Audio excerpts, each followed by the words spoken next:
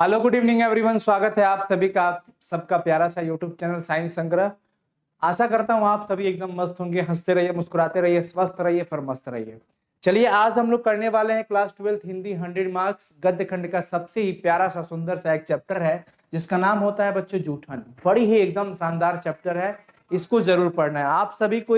अंत तक जरूर इस सेशन को देखिएगा, बड़ी ही कमाल का चैप्टर है ये, बहुत ही कमाल का चैप्टर है। ठीक है ना, आइए स्टार्ट करते हैं। आप सभी को प्लीज एक बार इस वीडियो को सभी को मिल करके शेयर कर दीजिएगा ताकि आपके सारे साथी यहाँ पर उपस्थित हो जाएंगे, फिर और मजा आ जाएगा।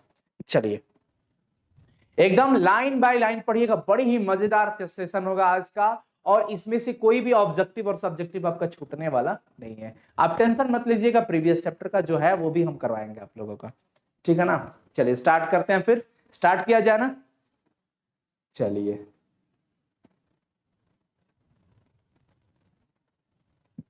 स्टार्ट करें। जूठन चैप्टर, जिसके लेखक होते हैं बच्चों ओम प्रकाश वाल्मीकि जी। इनका जन्म 30 जून 1950 को हुआ था। ये उत्तर प्रदेश से हैं। 30 जून 1950 को इनका जन्म हुआ था। ये उत्तर प्रदेश से हैं। कहां से बच्चों? उत्तर प्रदेश से हैं। सभी बच्चे एक बार मैं देख लेता हूं कि सब जुड़ गए या नहीं, फटाफट से।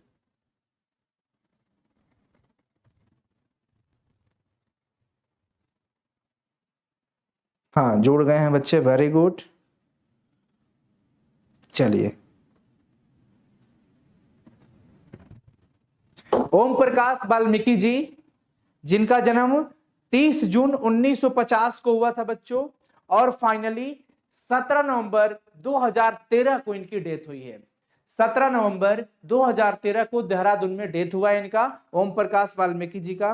अब चैप्टर का नाम सुनते ही मतलब आपको अजीब सा लगता होगा, जूठन यहां पर एक वर्ड लिखा हुआ है। अच्छा, जूठन से आपको जरूर लगता होगा कि कोई जूठा चीज, जूठा से इसका जरूर संपर्क होगा। तो आइए हम लोग शुरू से लाइन बाय लाइन एक्सप्लेनेशन करते हैं, फिर आपको सारा स्टोरी अच्छे से समझ में आ जाएगा। यह एक आत्मकथा है जो खुद का इनके साथ हुआ था, उन्होंने ये इसमें बयां किया है, लिखा है। ओम प्रकाश वाल्मीकि जी की स्वयं की यह आत्मकथा है जिसका नाम है बच्चों जूठन। और लेखक का जन्म कब हुआ था जरा चैट सेक्शन में सभी बच्चे लिख देंगे, 30 जून 1950 को। डेट ऑफ बर्थ इनका 30 जून 1950, और डेट ऑफ डेथ जो है इनका 17 नवंबर 2013 को हुआ था देहरादून में। ठीक है ना, उत्तर प्रदेश के मुजफ्फरनगर में इनका जन्म हुआ था। आइए स्टार्ट करते हैं। इनके माता जी का नाम था मकुंदी देवी और पिताजी का नाम था छोटन लाल। हालांकि हम लोग चैप्टर एक्सप्लेनेशन करते हैं, लेखक का परिचय तो स्पेशल अलग से आएगा ही। ठीक है, आइए स्टार्ट करते हैं फिर जूठन चैप्टर। एक रोज हेडमास्टर कलीराम ने, सुनिएगा बड़ी भावनात्मक और अच्छे से शुरुआत हुई है इसकी। एक रोज हेडमास्टर कलीराम ने अपने कमरे में बुला करके पूछा। हेडमास्टर कलीराम ने एक दिन, अब हेडमास्टर का नाम क्या है? कलीराम। हेडमास्टर का नाम क्या है बच्चों? कलीराम। आपसे पूछेगा ऑब्जेक्टिव में कि हेडमास्टर का नाम, तो कलीराम। एक दिन ऐसा होता है कि हेडमास्टर कलीराम ने अपने कमरे में बुला करके पूछा, क्या नाम है बे तेरा? क्या नाम है बे तेरा? लड़के से, लेखक से पूछा जा रहा है कि क्या नाम है बे तेरा? तो इन्होंने बताया डरते डरते ओम प्रकाश। मैंने डरते डरते धीमे स्वर में अपना नाम बताया। हेडमास्टर को देखते ही बच्चे सहम जाते थे। हेडमास्टर ऐसा था कि जो भी उसको देखता था बच्चा वो डर जाता था। पूरे स्कूल में उनकी दहशत थी। अब हेडमास्टर साहब एकदम डॉन टाइप के थे, मतलब बच्चे जब उनको देखते थे ना तो सहम जाते थे, डर जाते थे। चूहड़े का है? हेडमास्टर का दूसरा सवाल पूछा कि तुम चूहड़े से हो, है ना, चूहड़े से हो? तो कहा कि जी। ठीक है, वह जो सामने शीशम का पेड़ खड़ा है ना, चूहड़े एक मतलब जाति विशेष का नाम होता है। तो मतलब कोई भी हो यार, एक टीचर के लिए जाति से कोई मतलब नहीं होता।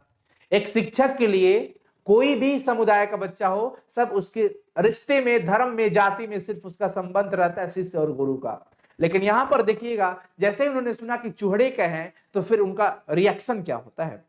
ठीक है, वह सामने का शीशम का जो पेड़ खड़ा है ना, उस पर जा, चढ़ जा, चढ़ जा, और टहनियां तोड़ करके झाड़ू बना ले। भाई कलीराम हेडमास्टर जी ने कहा कि ठीक है, तुम चूहड़े का ना, तुम जा वहां पे देख शीशम का पेड़ वहां है ना, उस पर चढ़ जा और जा करके टहनियां तोड़ करके एक झाड़ू बना ले। पत्तों वाली झाड़ू बनाना, कौन सी? पत्तों वाली। और पूरे स्कूल को तू चमका दे, ऐसा चमका दे जैसे शीशा चमकता है। तेरा ये तो खानदानी काम है। चूहड़े लोग तो मतलब ये लोग करते ही हैं, साफ सफाई इन लोग का यही काम रहता है। कई सारे काम होते हैं इनके, लेकिन टीचर ने उनके साथ क्या बिहेव किया जब वो स्कूल में गए हैं। देखिए टीचर कलीराम, हेडमास्टर है, वो हेडमास्टर है ये, और वो हेडमास्टर ने कहा कि तेरा तो यही काम ही है, तेरा तो ये खानदानी काम है, तेरा तो सारा खानदान यही करता होगा, चल तू झाड़ू बना के पूरा स्कूल को बाहर दे भाई, फटाफट लग जा काम में। हेडमास्टर के आदेश पर मैंने कमरे बरामदे साफ कर दिए। लेखक कहते हो प्रकाश वाल्मीकि जी कि हेडमास्टर का आदेश हुआ, मैं कमरे और बरामदे बिल्कुल अच्छे से साफ कर दिए। तभी वे खुद चल करके आए और बोले, इसके बाद जाओ मैदान साफ कर देना, जाओ, हो गया ना ये वाला, ठीक है निकलो अब तुम, ये जैसे हो जाता है थोड़ा बहुत, जाकर के मैदान साफ कर दो। अब लो, कमरा और बरामदा साफ हो गया, क्लासरूम और हॉल साफ कर दिया इन्होंने, झाड़ू लगा दिया। फिर हेडमास्टर आकर के खुद चल करके आता है, कहता है जाकर के मैदान लगा दो, पूरा फील्ड साफ करो। लंबा चौड़ा मैदान मेरे वजूद से कई गुना बड़ा था। यार वाकई में होता है फील्ड, है ना, जिसे साफ करने से मेरी कमर दर्द करने लगेगी। धूल से चेहरा सीट आ गया था, साफ करते करते बेचा उनका दर्द करने लगा कमर। धूल से चेहरे सिर अट गया था एकदम, मतलब पूरे माथे पे धूल आ गया था, मुंह के भीतर भी धूल घुस गई थी। मेरी कक्षा में बाकी बच्चे पढ़ रहे थे और मैं झाड़ू लगा रहा था। वाह रे हेडमास्टर वहां का, क्या आप तो गजब कला दिखाए हो। हेडमास्टर अपने कमरे में बैठे थे, लेकिन निगाह मुझ पर ही टिकी हुई थी कि मैं काम कर रहा हूं कि नहीं। वो अपने कमरे से बैठ करके हेडमास्टर कलीराम मुझ पर नजर गड़ाए हुए था।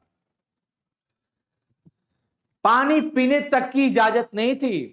पूरा दिन मैं झाड़ू लगाता रहा। तमाम अनुभवों के बीच कभी इतना काम नहीं किया था मैं, आज तक जीवन में पहली बार मैं इतना काम किया था। पूरा दिन मुझे झाड़ू लगाना पड़ रहा और पानी पीने तक का आदेश नहीं था। वैसे भी घर में भाइयों का तो मैं लाडला था, पूरा जीवन में काम नहीं किया था, सभी भाइयों के बीच में प्यारा था, लाडला था। दूसरे दिन स्कूल पहुंचा, देखिए दूसरे दिन की बात आती है। दूसरे दिन स्कूल पहुंचा, समझिएगा सभी बच्चे प्लीज। कहते हैं कि दूसरे दिन स्कूल पहुंचा, जाते ही हेडमास्टर ने फिर झाड़ू के काम पर लगा दिए। अरे वाह वाह, पूरे दिन झाड़ू ही देता रहा, मैं पूरा दिन सिर्फ झाड़ू ही लगाया। मन में एक तसल्ली थी कि चलो कल से कक्षा में बैठ जाऊंगा, कल से क्लासरूम के अंदर बैठूंगा। तीसरे दिन मैं कक्षा में जाकर के चुपचाप बैठ भी गया। थोड़ी देर बाद उनकी दहाड़ सुनाई दी, फिर से चिल्लाया। उनकी दहाड़ सुनकर मैं थर थर कांपने लगा। एक त्यागी लड़के ने चिल्ला कर कहा, मास्टर साहब वो बैठा है कोने में, वो बैठा है। एक लड़का चिल्ला कर कहा, देखिए ना वहां पे, देखिए कोने में बैठा है, मतलब इनके तरफ इशारा करके बता दिया कि देखिए वो लड़का वहां पे बैठा है। हेडमास्टर ने लपक कर मेरी गर्दन दबोच ली, लपक करके गर्दन दबोचा। उनकी उंगलियों का दबाव मेरी गर्दन पर बढ़ रहा था। ये ऐसे करके दबा रहे थे जैसे कोई भेड़िया बकरी के बच्चे को दबोच कर उठा रहा। अरे ऐसा भी है। एक हेडमास्टर का कक्षा से बाहर खींचकर उसने मुझे बरामदे में ला करके पटक दिया ऐसे। ये सच है, ये आत्मकथा रियल सुन रहे हो आप सभी, अंत तक सुनिएगा। फिर चीख कर बोले, जा लगा पूरे मैदान में झाड़ू लगा, चल जा यहां से। कौन बोला? हेडमास्टर साहब कलीराम जी। भयभीत होकर मैंने 3 दिन पुरानी वही शीशम की झाड़ू उठा ली। डर करके इन्होंने उठा लिया झाड़ू। मेरी तरह ही उसके पत्ते सूख कर झड़ने लगे थे। काम करते करते लेखक भी ऐसा लग रहा था कि बिल्कुल वीकनेस फील कर रहे हैं, शरीर दुबला सा, मतलब इतना काम कोई करता है जी। कह रहे हैं कि मेरे तरह झाड़ू भी सूख गए थे, जैसे मैं सूख गया था काम कर करके, मेरी तरह उसके पत्ते सूख कर झड़ने लगे थे। सिर्फ बची थी तो पतली पतली टहनियां, जैसे इनकी पतली पतली हड्डियां बची थी। मेरी आंखों से आंसू बहने लगे थे। लेखक कहते हैं कि मेरे आंखों से आंसू बहने लगे थे, मैं रोने लगा। रोते रोते मैं मैदान में झाड़ू लगा रहा हूं, रो रहा हूं, झाड़ू लगा रहा हूं, रो रहा हूं, झाड़ू लगा रहा हूं। स्कूल के कमरे की खिड़की दरवाजों से मास्टर और लड़कों की आंखें छिप छिप कर तमाशा देख रही थी। बाकी स्कूल के सारे टीचर्स, हेडमास्टर्स एंड स्कूल के जितने भी बच्चे थे, सब दरवाजा से, खिड़की से देख करके हमारा तमाशा बना रहे थे। सब देख रहे थे, वो हम पर खिल्ली उड़ा रहे थे। मेरा रोम रोम यातना की गहरी खाई में लगातार गिर रहा था। मैं एकदम डीमोटिवेशन का मैं बहुत बड़ा शिकार हो रहा था, एकदम लगातार। मेरे पिताजी अचानक स्कूल के पास से गुजरे। लेखक के पिताजी अचानक स्कूल के पास से गुजरे। मुझे स्कूल के मैदान में झाड़ू लगाता देखकर ठिठक गए। वो स्कूल के मैदान में झाड़ू लगा, देख रहे अरे ये तो झाड़ू लगा रहे। बाहर से आवाज देकर के बोले मुंशी जी ये क्या कर रहे हो, और वे मुझे प्यार से मुंशी जी कहते थे। लेखक के पिताजी लेखक को प्यार से मुंशी जी कहते थे। बच्चों क्या कहते थे, चैट सेक्शन में लिखो, चैट सेक्शन में सभी बच्चे लिखेंगे।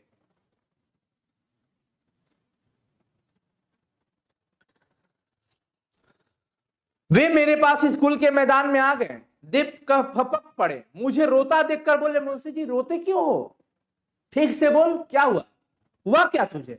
मेरी हिचकियां बंद गई थी। जब कोई गार्जियंस आ जाते हैं ना, पेरेंट्स, बच्चा जब रो रहा होता है और उस समय कोई पेरेंट्स आ जाते और सिसक सिसक करके रोने लगते हैं। ये हिचक हिचक कर पूरी बात पिताजी को मैं बता दिया, और उसी हिचक हिचक करके ये बातें बता देते हैं कि बताते हैं कि 3 दिन से रोज झाड़ू लगवा रहे हैं, कक्षा में पढ़ने भी नहीं देते। पिताजी ने मेरे हाथ से झाड़ू छीन करके दूर फेंक दिया। उनकी आंखों में आग की गर्मी उतर आई थी। पिताजी बहुत गुस्से हो गए, लाल पीले हो गए। हमेशा दूसरों के सामने कमान बने रहने वाले पिताजी की लंबी लंबी घने मूछें गुस्से से फड़फड़ाने लगी थी, चिखने लगे। कौन सा मास्टर है जो वो मेरे लड़के से झाड़ू लगवाए है, कौन है मास्टर वो, जरा बुलाओ तो, कौन है वो मास्टर जो मेरे बच्चे से झाड़ू लगवाए है। पिताजी की आवाज पूरे स्कूल में गूंज गई थी, जिसे सुनकर हेडमास्टर सहित सभी मास्टर बाहर आ गए थे। कलीराम हेडमास्टर ने गाली देकर मेरे पिताजी को धमकाया। ये कलीराम हेडमास्टर ने उसे गाली दिया पिताजी को। वाह, तू तो मिल जाता ना मुझे कलीराम, तो एकदम कलिया बना देते तुमको। कलीराम हेडमास्टर ने गाली देकर के मेरे पिताजी को धमकाया, लेकिन मेरे पिताजी पर धमकी का कोई असर नहीं हुआ। क्यों असर होगा भाई, कोई असर नहीं हुआ पिताजी पर। उस रोज जिस साहस और हौसले से पिताजी ने हेडमास्टर का सामना किया, मैं उसे कभी नहीं भूल पाया। पिताजी पहली बार लग रहा था कि इतना साहस का काम किए हैं, और मैं उसे कभी नहीं भूल पाऊंगा। दूसरा दृश्य, मेरी मां मेहनत मजदूरी के साथ साथ 8-10 तगाओं हिंदू मुसलमान के घर तथा मदों का बैठक खाना तथा मवेशियों को बांधने वाले की जगह में साफ सफाई किया करती थी। जहां पर माल मवेशी बांधे जाते हैं वहां पर हमारी माँ काम करती है। 8-10 हिंदू मुसलमानों के घर जाकर के साफ सफाई का काम किया करती है हमारी माता। इस काम में मेरी बहन भी होती है। बड़ी भाभी तथा जसवीर और जनेसर 2 भाई माँ का हाथ बटाते थे, है ना। लेखक की बहन होती है, बड़ी भाभी होती है, और 2 भाई होते हैं जिसका नाम होता है जसवीर और जनेसर। ध्यान रखिएगा, जसवीर और जनेसर कौन थे, लेखक के बड़े भाई थे। जसवीर और जनेसर 2 भाई थे जो कि मां को हेल्प करते थे। बड़ा भाई था सुखवीर, बड़ा भाई था सुखवीर, तगाओं के यहाँ वार्षिक नौकर की तरह काम करता था। सुखबीर था एक और बड़ा भाई जो कि हिंदू मुसलमानों के घर जाकर के वार्षिक नौकरी करता था, साल साल भर। प्रत्येक तगा के घर में 10 से 15 गाय भैंस या फिर बैल वगैरह होते थे, ये आम बात है। एक एक घर में 10-12 गाय बैल या भैंस हुआ करती थी। उनका गोबर उठा करके गांव से बाहर कुरड़ियों पर ले जाना जाता था, और वहां पर उपला बनाया जाता था, गोईठा बना करके थपथपी लगाया जाता था। प्रत्येक घर से हर रोज 5-6 टोकरे गोबर निकलता था। एक घर से प्रतिदिन, अब सोचो 10 से 12 गाय भैंस या बैल होंगे तो उनका गोबर प्रतिदिन 5 टब निकलता है भाई। 5-6 टोकरा, बड़का टोकरा था उससे निकलता था। अब देखिए, सर्दी के महीनों में यह काम बड़ा ही कष्टदायक होता था भाई। जब ठंडक का मौसम आ जाए और सुबह उठ करके वही गोबर उठाओ फिर वापस फेंको, कितना मतलब मेहनत का काम होता है। गाय बैल और भैंस को सर्दी से बचाने के लिए बड़े बड़े दलानों में बांधा जाता था। बड़ा बड़ा दलान होता था, घर होता था, जिसमें गन्ने की सूखी पाती या फूस बिछा होता था। उसमें पुआल वगैरह भी डाला जा सकता था। रात भर जानवरों का गोबर और मूत्र उसी दलान में फैलता रहता था। 10-15 दिनों बाद एक बार पाती बदली जाती थी, फिर से वो सब बदला जाता था, उसके ऊपर सूखी पाती बिछा दी जाती थी। इतने दिनों में दलानों में पूरी दुर्गंध निकाल करके सब साफ सफाई करना बड़ा तकलीफ होता था। दुर्गंध से सिर भिन्ना जाता था एकदम, मतलब इतना महक आती थी कि मत पूछिए। काम करते करते हालत बिगड़ जाता था। इन सब कामों के बदले में मिलता था 2 जानवर पीछे, फसल के समय 5 सेर अनाज। इतने सब काम करने के बाद 2 जानवर के पीछे जब फसल हुआ करता था तो 5 सेर अनाज मिलता है बस, यानी लगभग 2.5 किलो अनाज। 5 सेर का मतलब लगभग 2.5 किलो अनाज 2 जानवर के पीछे। क्या है, क्या वैल्यू है उसका। 10 मवेशी वाले घर से साल भर में 12 से 13 किलो अनाज होता था, साल भर में। 12 से 13 किलो अनाज होता था। ये सब याद रखिएगा, यानी कि 25 से दोपहर, समझना बहुत ही मजेदार सेशन है। दोपहर के समय हर घर से बची खुची रोटी जो खास तौर पर चूहड़ों को देने के लिए आटे में भूसी मिलाकर बनाई जाती थी, बताइए, अपने खाते थे फ्रेश, है ना, चलानी आटा की रोटी खाते थे। और इन चूहड़े जातियों के लिए जो काम करते थे बेचारे, इनके लिए अलग से भूसी डाल करके, चोकर मिला करके वो रोटी बनाई जाती थी, बताइए, है ना। बची खुची रोटी मिली मतलब होती थी तो मिलती थी, या फिर खास तौर पर हम लोगों को देने के लिए भूसी मिलाकर बनाई जाती थी। कभी कभी जूठन भी भंगन की टोकरी में डाल दी जाती थी। कभी कभी तो हम लोगों को जूठन ही मिल जाता था खाने के लिए, जूठन, यही से टाइटल बना है बच्चों, जूठन। लेखक और लेखक के परिवार को जूठा तक भी खाना पड़ा है। शादी ब्याह के मौकों पर जब मेहमान या बाराती खाना खा रहे होते थे तो चूहड़े दरवाजे के बाहर बड़े बड़े टोकरे लेकर के बैठे रहते थे। बारात के खाना खा लेने के बाद जूठी पत्तल उन टोकरों में डाल दी जाती थी। सब चूहड़े जाति के जितने भी लोग थे बेचारे, सब अपना अपना टोकरी लेकर के वहां पर खड़े रहते हैं। बाराती के बाद जितने भी जूठे पत्तल वगैरह होते हैं, जूठा भोजन बचता है ना, सब इसी में डाल दिया जाता है, टोकरे में डाल दिया जाता है। इसी में से हम लोग जूठन इकट्ठा कर लेते थे, जूठा इकट्ठा करते थे बच्चों।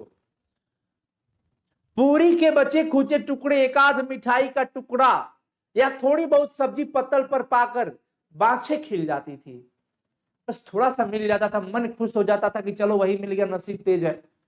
कोई मिठाई आधा खाकर काट के फेंका है तो वही मिठाई मिल गई, कोई सब्जी खा करके थोड़ा छोड़ा है तो वो मिल गया, कोई थोड़ी सी पूरी टुकड़ा भर छोड़ दिया तो वो मिल गया। मतलब ऐसे जीवन इनका बीता, कुछ समय बीता इनका। सुनिएगा, जिस बारात की पतलों से जूठन कम उतरती थी, कहा जाता था कि भूखड़ लोग आ गए हैं, सारा चट कर गए हैं। जब कम होता था तो कोई कह गया यार भूखड़ था, सब खा के चला गया। अक्सर ऐसे मौकों पर बड़े बूढ़े ऐसी बारातों का जिक्र बहुत रोमांचक लहजों में सुनाया करते थे कि उस बाराती से इतनी जूठन आई कि महीनों खाते रहे थे। कभी कभी ऐसा आता था कि इस बाराती से इतना जूठ मिला था हम लोगों को खाने के लिए कि हम लोग महीना भर खाते रह गए। वाह, मतलब फिर भी यार देखो लेखक का मतलब क्या है। देखिए, हमको और आपको, हम सभी को बच्चों सीखना चाहिए इस पाठ के अंदर की अच्छी बातों को हमें जरूर ग्रहण करना चाहिए। समझिएगा आप सभी, आगे संभालिएगा। पतलों से जो पूरियों के टुकड़े इकट्ठा होते थे उन्हें हम लोग धूप में सुखा लिया करते थे। कहां सुखाते थे? धूप में। चरपाई पर कोई कपड़ा डाल दिया करते थे, खाटी पर फैला देते थे और उसी पर हम लोग पूरी डाल देते थे। और सब कोई पहरा में, कोई मतलब कि कोई कौवा या फिर कोई चिड़िया पंछी उसे न काटे न ले जाए, इसलिए सब कोई पहरा करता है। जैसे गांव में अभी भी क्या था ना कि छत पे गेहूं डाल दिया गया सूखने के लिए, तो एक आदमी परमानेंट वहां बैठा है उसको देखने के लिए। अचार डाल दिया गया भाई, तो एक आदमी बैठा है, वही बिल्कुल यहां पर हो रहा था। अक्सर मुझे पहरे पर बैठाया जाता था। लेखक कहते हैं कि मुझे ही पहरे पर लोग बैठाते थे, क्योंकि सूखने वाली पुरियों पर कौवे, मुर्गियां, कुत्ते अक्सर टूट पड़ते थे, तो अब कोई आए नहीं, इसीलिए हम लोग वहां पर बैठते थे। जरा सा आंखें बची कि पुरिया साफ, जरा सा भी इधर उधर किए कि पुड़िया गायब हो जाती थी। इसलिए डंडा लेकर के चरपाई के पास हम लोग बैठना पड़ता था हम सभी को। ये सूखी पुड़िया बरसात के कठिन दिनों में बहुत काम आती थी। जब बरसात हुआ करता था ना, तो सूखी पुड़ी बहुत काम आया करती थी। इसे पानी में भिगाकर उबाल लिया जाता था और उबली हुई पूड़ी के अंदर थोड़ी सी मिर्च और नमक डाल करके बड़ी खाने में मजा आता था। देखो मतलब क्या कहते हैं, कितना आनंदित है वो यही भोजन खाने में, पूरी फैमिली इनकी यही भोजन खाने में ये लोग कितने खुश हैं। क्या लिखते हैं कि बरसात के दिनों में सूखी पुड़ियों को पानी में भिगा करके उबाल कर और थोड़ी मिर्च और नमक डाल करके खाने में बड़ा आनंद आता था। सोचिए सोचिए, और हम और आप वीआईपी हो गए, हम ही ना खाएं। एक दिन घर में अगर सब्जी नहीं बन पाता था किसी कारणवश, आपके घर या हमारे घर, तो हम लोग हल्ला मचाते, नहीं खाएंगे हमको, मम्मी से मुंह बंद कर लिए, वो कर लिए। अरे भाई मेरे, जो है जितना है उतना में एडजस्ट करो, समायोजन का भाव रखो। कौन करेगा? पड़ोसी देखेगा तो तुमको धिक्कार करेगा। अपने घर में ऐसे रहो ना, खाओ दाल भात और ढकार लगाओ पुलाव का, बगल वाले के पास जाकर के ढकार लगाओ, बड़ी एकदम गजब का मजा आ गया। काहे मजा आ गया हो? अरे क्या कहते हो यार, बड़ी अच्छा पुलाव बना था घर पे। इससे जब बात हुए तो बगल वाले ऐसे ही डिस्टर्ब हो जाएंगे। समझ गए ना? तो खाओ अपने घर में नमक रोटी खाओ, लेकिन ढकार लगाओ कि एकदम हम वीआईपी खाना खाएं, क्योंकि बगल वाले क्या है ना, आपके दुख में कोई साथी नहीं है, मजाक बनाएगा आपका, एकदम ठहाका लगाएगा। तो भाई चल, मैं ही तुमको वही कर देता हूं। समझ गए ना? जो है, जितना चादर है बच्चों उतना ही पैर पसारो, उससे ज्यादा करोगे दूसरों के पैर में टच होगा, लता शब्द का रूप याद करोगे, लता लुती लता लते होने लगेगा। इसलिए जितना है उतना में एडजस्ट कीजिए, अपने माँ पापा के साथ, अपनी फैमिली के साथ, जो मिल रहा है खुशी से खाइए। देखिए यहां पर चोरी जाती नमक चीनी डालकर, नमक और थोड़ी मिर्च डाल करके सूखी पूरी पानी में उबाल करके खाने में कितनी आनंद ले रहे हैं। कभी कभी तो गुड़ मिला करके कितने बड़ी चाव से खाते थे, बड़ी मजे से खाते थे। देखिए यहां पर आज जब मैं इन सब की बातों के बारे में सोचता हूं तो मन के भीतर कांटे जैसे उगने लगते हैं कि कैसा मेरा जीवन था, क्या समय था। लेखक की आज परिस्थिति बदल चुकी है बच्चों। लेखक कहते हैं कि जब वो दिन हमें याद आते हैं ना, तो सोचते हैं, अंदर से कांटे रोंगटे खड़े हो जाते हैं कि कैसा जीवन था, क्या दिन था वो। आगे देखते हैं। दिन रात मर खप करके हमारे पसीने की कीमत, इतना काम करते थे और बदले में मिलता था मात्र जूठन।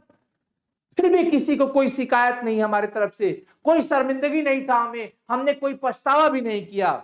जब मैं छोटा था मां के साथ जाता था, मां पिताजी की मदद करने जाता था, त्यागियों के खाने को देखकर अक्सर सोचा करता था कि हमें ऐसा खाना क्यों नहीं मिलता है यार, वो लोग इतने अच्छे अच्छे खाना खाते हैं और हम लोग को ऐसा क्यों नहीं मिलता है। बताओ, एक छोटा बच्चा लेखक सोच रहे हैं कि जब हम बच्चे थे तो हम माँ पापा के साथ हम जाते थे काम में हेल्प करने, हम सोचते थे उनके खाना को देख करके वो इतना अच्छा खाते हैं, हम लोगों को क्यों नहीं मिलता है ऐसा। आज जब सोचता हूं तो जी मितलाने लगता है, आंख भर जाते हैं लेखक के।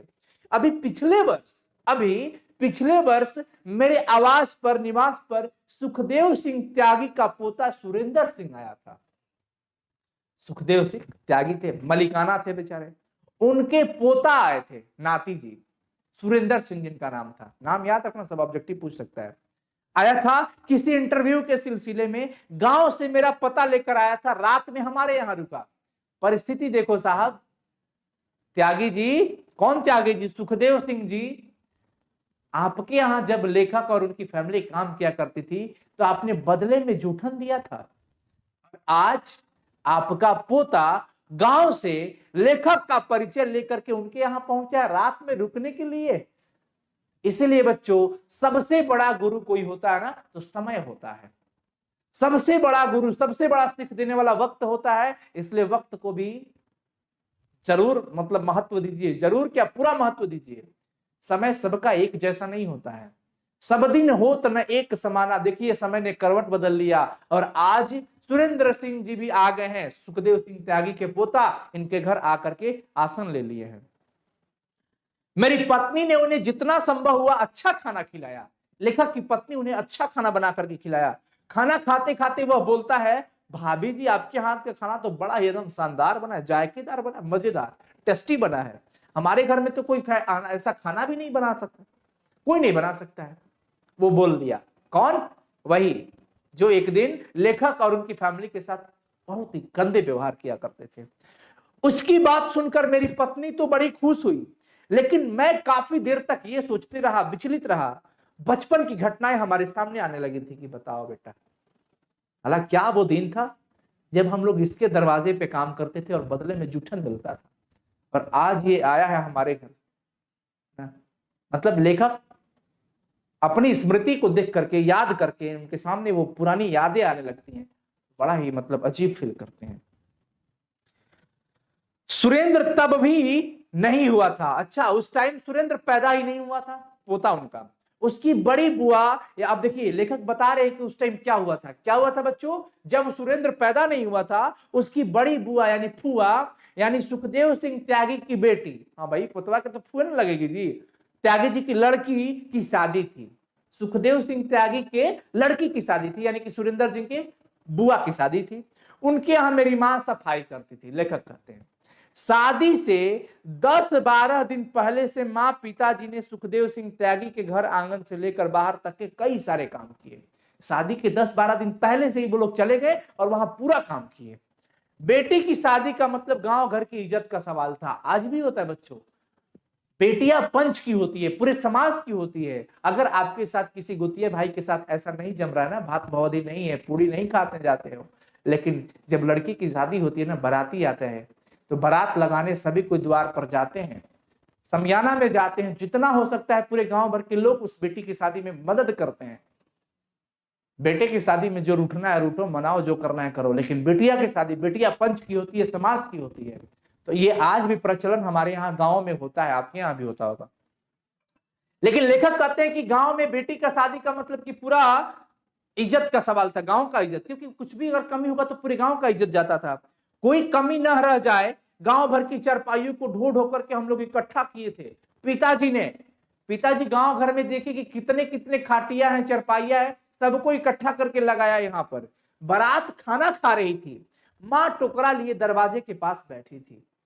मैं और मेरी छोटी बहन माया माँ से सिमटे बैठे थे। लेखक की छोटी बहन का नाम माया है। इस उम्मीद में कि भीतर से जो मिठाई और पकवान की महक आ रही है, शायद हम लोगों को भी खाने को मिलेगा। लेखक कहते हैं कि मैं और मेरी छोटी बहन माया, हम लोग माँ को पकड़ के बैठे थे कि कितनी अच्छी सुगंध आ रही थी अंदर से मिठाई की, और मतलब जो भी खाना बन रहा था, हम लोग इस उम्मीद में बैठे थे। मम्मी टोकरा लिए हुई थी कि कब हम लोगों के लिए खाना मिलेगा, आएगा, हमें भी मिलेगा। जब सब लोग खा खा करके चले गए, तो मेरी माँ ने सुखदेव सिंह त्यागी को दलान से बाहर आते देखकर कहा, सुखदेव सिंह त्यागी जिसका पोता गया था लेखक के घर, जब सुखदेव सिंह त्यागी निकलते हैं घर के अंदर से, जब सब कोई खाना खा करके चला गया, तो मां ने कहा, चौधरी जी अब तो सब खाना खा के चले गए, मारे जागतों को भी एक पत्तल धर कर कुछ दे दो, वो भी तो इस दिन का इंतजार करते रहते। मतलब हम लोगों को भी कुछ दे दो पत्तल पर खाना, हमारे बच्चे भी हैं, हमारे परिवार भी हैं, जो भी है वो दे दो, खा लेंगे हम लोग, वो भी तो इस दिन का इंतजार कर रहे थे इतने देर से। सुखदेव सिंह ने जूठी पत्तल से भरे टोकरे की तरफ इशारा करके कहा, है वो जूठा पत्तल, जूठे पत्तल क्यों इशारा कर दिए, वाह रे सुखदेव। टोकरा भर के जो जूठन ले जा रही है, ऊपर से जागतों के लिए खाना मांग रही है। कहते हैं सुखदेव सिंह की कि टोकरा भर के जूठन भी ले जा रही है, खाना भी मांग रही है। हा? कौन बोला, मालिक साहब बोल रहे हैं, जो कि सुखदेव सिंह त्यागी है। वाह, अपनी औकात में रह चोरी, अपनी औकात में रह। टोकरा भर के जूठन भी ले जा रही है, ऊपर से खाना भी मांग रही है, अपनी औकात में रह। उठा टोकरा दरवाजे से और चलती बन, यहां से जा, निकल यहां से, निकल यहां से। कौन कहा बच्चों, सुखदेव सिंह त्यागी जी ने कहा। तीसरा दृश्य, लेखक सोच रहे थे कि बताओ साला वो क्या दिन था यार, कैसा जीवन था। आज उसी घर का एक पोता हमारे यहां आया है। मतलब देखो एक समय कैसा करवट बदल दिया। तो बच्चों, अमीरी के कब्र पर पनपी हुई गरीबी बड़ी जहरीली होती है। अब देखिएगा आगे। उन दिनों मैं 9वीं कक्षा में था। लेखक बता रहे हैं कि मैं उस टाइम 9वीं क्लास में पढ़ता था। घर की आर्थिक हालत बड़ी कमजोर थी। एक एक पैसे के लिए परिवार के प्रत्येक 10 सदस्य को खटना पड़ता था। सभी कोई मेहनत करने में लगे थे।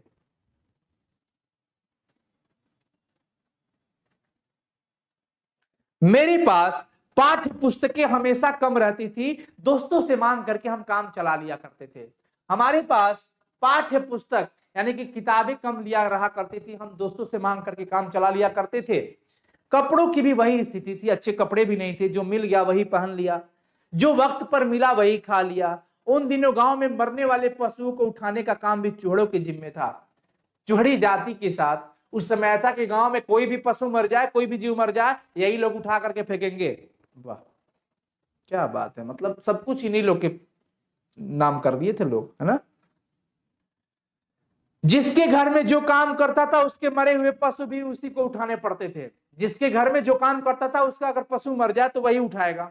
इसके बदले कोई मेहनताना मजदूरी नहीं मिलती थी, इसके बदले कोई काम पैसा नहीं मिलता था, कोई मजदूरी नहीं मिलती थी।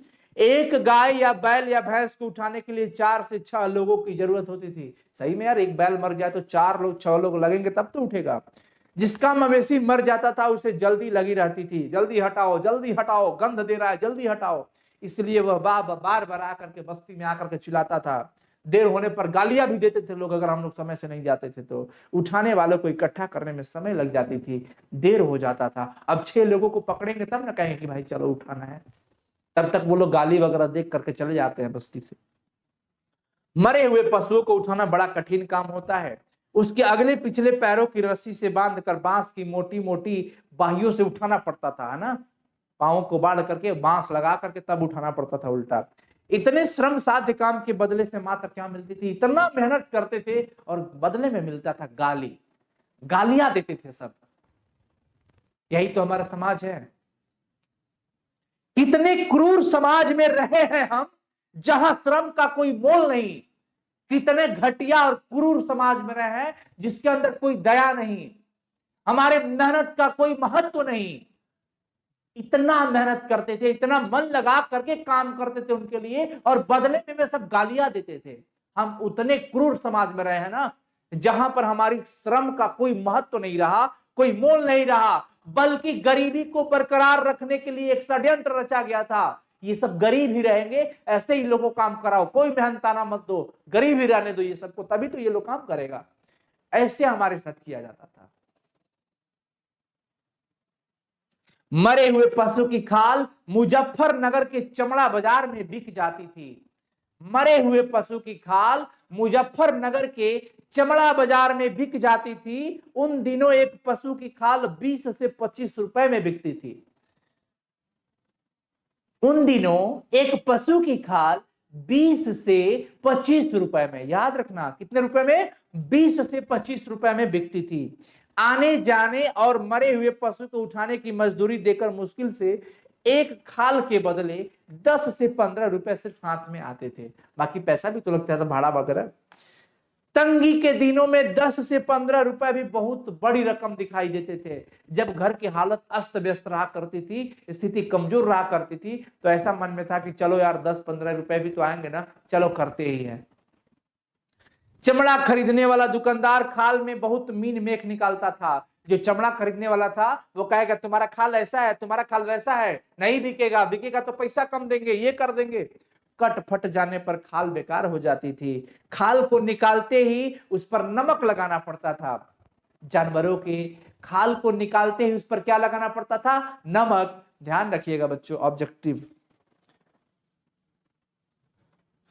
वरना दूसरे दिन ही खाल खराब हो जाती थी। अगर नमक नहीं मिलाएंगे तो दुकानदार खरीदना भी नहीं चाहेगा उस, जब खराब हो जाएगा तो। एक रोज ब्रह्मदेव त्यागी का बैल खेत से लौटते समय रास्ते में गिर पड़ा।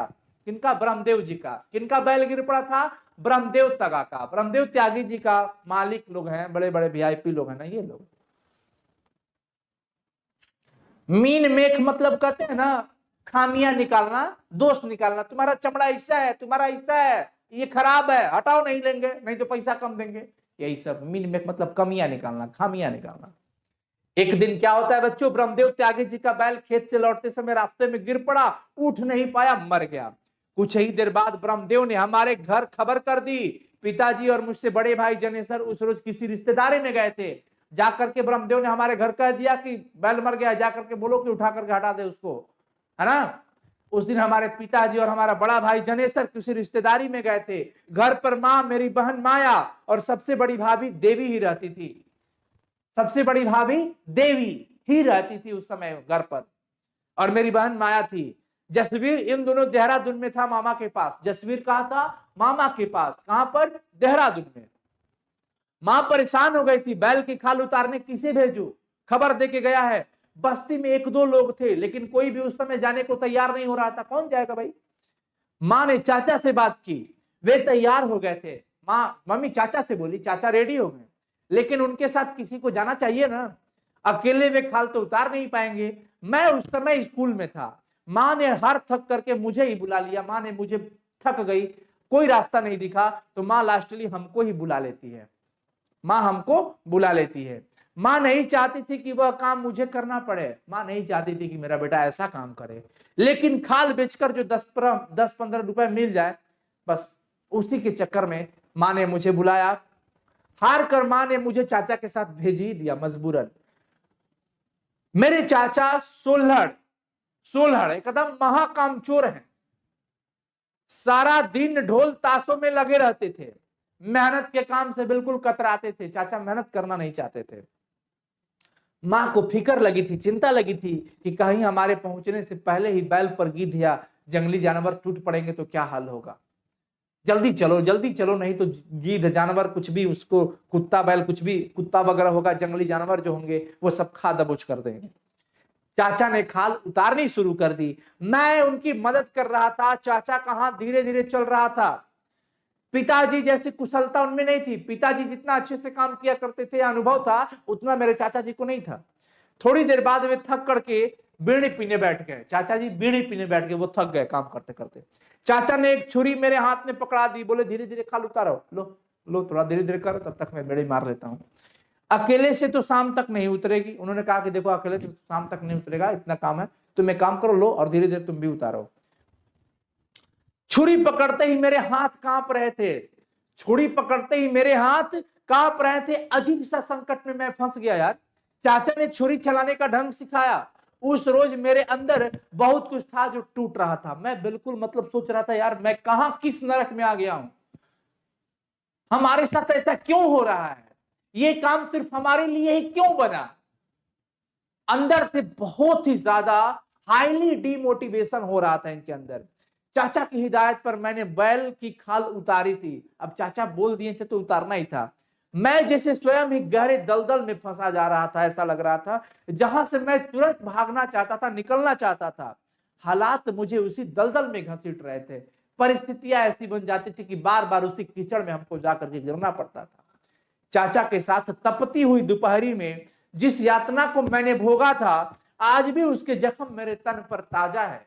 वो दिन याद पड़ते हैं तो रोना याद आता है लेखक को। चाचा ने खाल को चादर में बांध लिया था।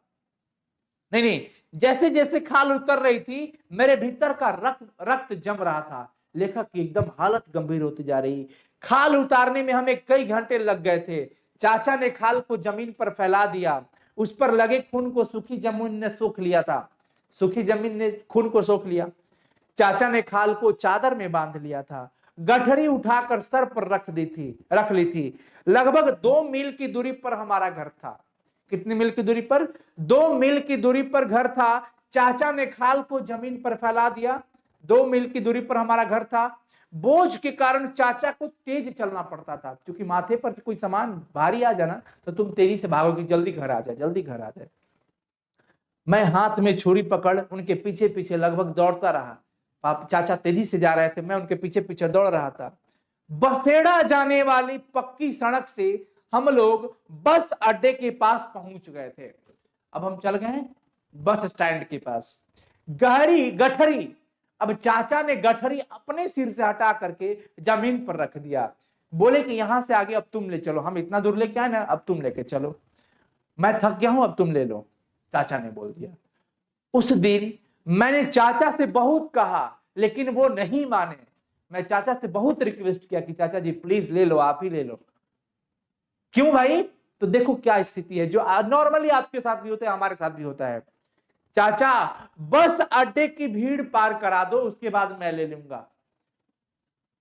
लेखक कहते हैं कि चाचा बस थोड़ी दूर, बस अड्डा, बस स्टैंड पार करा दो, उसके बाद मैं ले लूंगा। क्यों? क्योंकि देखो मेरे स्कूल के छुट्टी का समय हुआ है, मेरे स्कूल के सभी साथी बच्चे निकलेंगे और मुझे देखेंगे तो क्या सोचेंगे। हर एक लड़का, आप भी है ना, आप कुछ ऐसी चीजें होती हैं जो मतलब आपका स्कूल के दोस्त वगैरह जो होते हैं उनसे छिप करके करना चाहते हैं, क्योंकि भाई अब तो परिस्थिति के अकॉर्डिंग में आप कर रहे हो, ये तो मजबूरी है करना। लेखक चाचा के साथ गिड़गिड़ा रहे थे कि चाचा बस स्टैंड पार करा दो, मेरे स्कूल की छुट्टी का समय हो गया है, मेरे स्कूल के साथी जो निकलेंगे ना तो ये देखते हुए मुझे स्कूल में बड़ा तंग करेंगे, मेरा मजाक उड़ाएंगे। मैंने गिड़गिड़ा कर रोई हुई आवाज में अपने चाचा से कहा, किंतु उनका थोड़ा सा भी माया नहीं आया, दया नहीं आया। चाचा बिल्कुल नहीं पसीजे, चाचा हमारी बात को इग्नोर कर दिए। गठरी उठा करके मेरे सिर पर रख दिए। गठरी का वजन मेरे वजन से ज्यादा था, बहुत ही भारी था। मजबूरन उठाकर चलना पड़ा। बस अड्डे की परिचित भीड़ से मैं उस रोज जिस तरह से निकला, मेरा ही मन जानता है कि मैं कैसे कैसे छिप छिप करके गठरी लेकर के भागता था कि ताकि कोई हमें परिचित आदमी ना देखे। मेरा ही मन जानता है कि मैं उस दिन कैसे कैसे निकला। एक भय लगातार मुझे पीछा कर रहा था, एक डर जो लगातार ऐसा लग रहा था कि मेरा पीछा कर रहा है कि कोई देख न ले, यही एक डर था कि कोई देख न ले, कोई देख न ले, ये एक डर था। बहुत ही बच्चों शर्मिंदगी फील होता है, बहुत ही शर्मिंदगी फील होता है। घर के अंदर पर्दे के अंदर हम लोग जो भी काम होता है ना कर लेते हैं, लेकिन अपना एक कम्युनिटी होता है जहां पर आप कुछ चीजों को नहीं कर सकते हैं, आप शर्मिंदगी फील करोगे। अपने आउट ऑफ एरिया जाकर के आप कुछ भी कर सकते हैं, कमा सकते हैं, आप कुछ भी कर सकते हो काम, लेकिन बच्चों जहां रहते हो वहां कम्युनिटी में नहीं। ये लड़का लेखक गिड़गिड़ा कर अपने चाचा से बोलते हैं कि चाचा बस स्टैंड पार करा दो, बस स्टैंड, मेरे स्कूल के छुट्टी का समय, मेरे सभी साथी निकलेंगे और मुझे इस हालत में देखेंगे तो मेरा मजाक उड़ाएंगे, मुझे बहुत ही अजीब लगेगा, मैं शर्मिंदा हो जाऊंगा उनके साथ। मेरी मतलब क्या समझते हो ना, जो भी थोड़ा बहुत एक लेवल होता है बिल्कुल डाउन हो जाएगा मेरा। लेखक को ये डर सता रहा था कोई देख न ले, इस वजह से कोई हमारा दोस्त न मिल जाए, अगर कोई पूछ बैठेगा तो मैं क्या जवाब दूंगा, कोई पूछेगा कि ये क्या है और क्या तुम कर रहे हो, तो मैं क्या जवाब दूंगा। घर तक पहुंचते पहुंचते मेरी टांगे जवाब दे दी थी। मैं इतना तेजी से चला कि हमारा पैर दर्द करने लगा, लग रहा था कि मैं अब तुरंत गिर ही जाऊंगा, पैर लड़खड़ा रहा था। गांव के किनारे किनारे चलकर लंबा चक्कर काटा था बस्ती तक पहुंचने के लिए। मुझे उस हालत में देखकर मेरी मां रो पड़ी थी, खून से लथपथ शरीर। अब बताओ किसी की मां ऐसी चाहेगी कि उसका बेटा ऐसा काम करे? चाहे कोई भी मां हो, दुनिया की हर मां, नहीं ना। मेरी मां उस हालत में देखकर रो पड़ी थी। मैं सिर से लेकर पांव तक गंदगी से भरा हुआ था। बताओ, जानवर का खाल उधेड़ करके ला रहे हैं, खूने खून हुआ होगा, मतलब कितना गंदा शरीर होगा। और एक माँ इस बच्चे को अपने मतलब अपने बच्चे को इस हालत में देखे कैसे बर्दाश्त कर सकती है। कपड़ों पर खून के धब्बे साफ दिखाई देते थे। मतलब क्या बताऊं, माँ के लिए तो कोई शब्द ही नहीं है, जितना कहो कम पड़ेगा। कपड़ों पर खून के धब्बे साफ दिखाई दे रहे थे। बड़ी भाभी जो थी ना, उस दिन मां से एक बात कही। बड़ी भाभी ने उस रोज मां से कहा था, इनसे ये ना कराओ, भूखे रह लेंगे, इन्हें इस गंदगी में ना घसीटो। भाभी बोलती है बच्चों की मां, इनसे ये काम मत कराओ, भूखे भले ही रह लेंगे हम लोग, लेकिन इन्हें गंदगी में मत घसीटो। भले हम लोग भूखे रह जाएंगे, लेकिन अब ऐसा काम मत कराओ इनसे।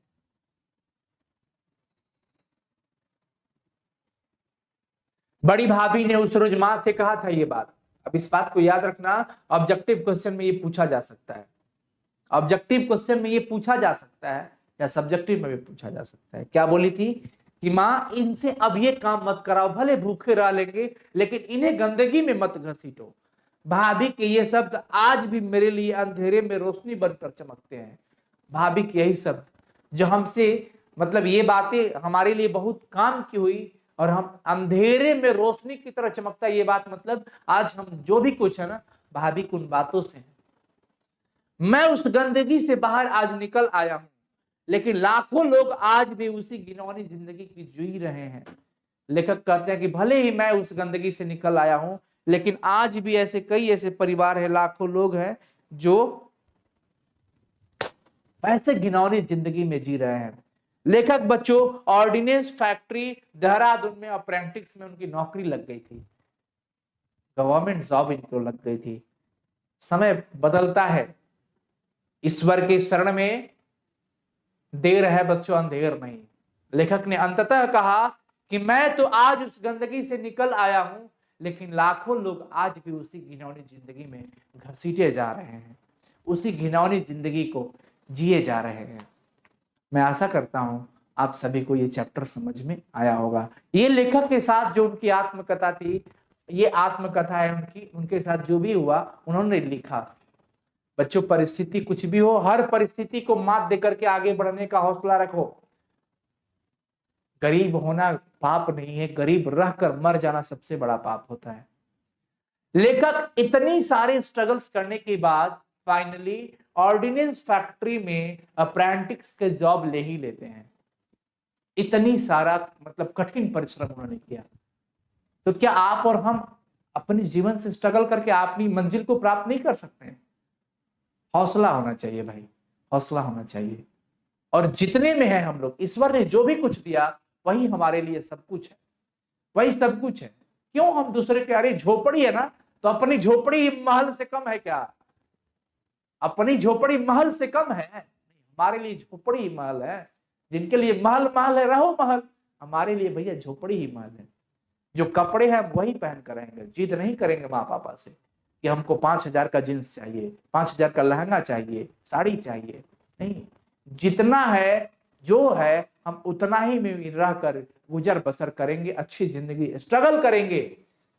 तब तक स्ट्रगल करेंगे जब तक हम अपनी मंजिल को प्राप्त न कर जाए। बच्चों, इस चैप्टर से हमें यही कुछ सीखने को मिलता है। और सबसे बड़ी बात, जो हेडमास्टर कलीराम थे, एक शिक्षक का ये गुण होता ही नहीं है। एक शिक्षक के लिए सभी बच्चे समान होते हैं, शिक्षक को समदर्शी होना चाहिए। ये डिमेरिट पॉइंट है इस चैप्टर के अंदर। जो कलीराम जी थे, एक विशेष बच्चे से ऐसा काम करवा रहे थे, ये बिल्कुल गलत ठहरा उनका, ये बिल्कुल गलत रहा ये चीज। और हमारी समाज को इस तरह से क्रूर नहीं होना चाहिए। एक इंसान होकर के इंसान के दुख दर्द को ना समझे तो फिर दर्द, इंसान क्या जी? आप इंसान हो, आप खा रहे हो अच्छा खाना, सामने वाले को जूठा दे रहे हो, कितना मतलब घिनौना काम है ये। ऊपर से जूठा भी वो मांग रहा है तो तुम क्या कर रहे हो? उसको मतलब दरवाजे से भगा रहे हो, भाग जा यहां से, चल निकल यहां से। मतलब सोचो, अगर आप उस जगह पे होते और आपके साथ ऐसा होता तो क्या होता? हम इंसान होकर के इंसान के दर्द को, दुख को न समझे तो फिर मानवता मर गई। इससे बेहतर है यार, तुम खुद मतलब क्या बताएं। ओम प्रकाश वाल्मीकि जी का जीवन कुछ बच्चों इस तरह से रहा, लेकिन फाइनली वो अपनी इस स्ट्रगल को अपनी सक्सेस में बदलते हैं। और अंततः हम लोगों को यह शिक्षा देते हैं कि संघर्ष का जीवन बड़ा ही कठिन रास्तों से गुजरता है, पर बहुत ही आनंददायक हो जाता है बच्चों।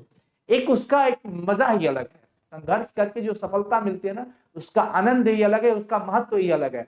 सो प्लीज आप सभी जितने भी बच्चे हैं, अपने घर की मर्यादा को, अपनी माँ पापा की इज्जत को समझते हुए इस तरह से पढ़ाई करो, इस तरह से काम करो, ताकि आपके माँ पापा को कलंकित ना होना पड़े और आपको भी कलंकित ना होना पड़े।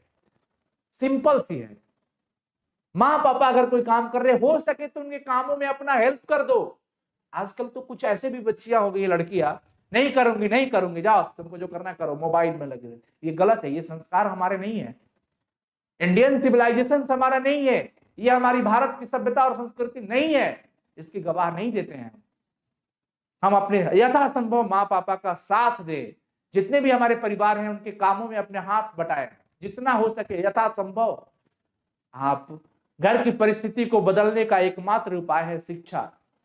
शिक्षित हो जाइए, पढ़ लिख जाइए, परिस्थिति खुद ब खुद बदल जाएगी।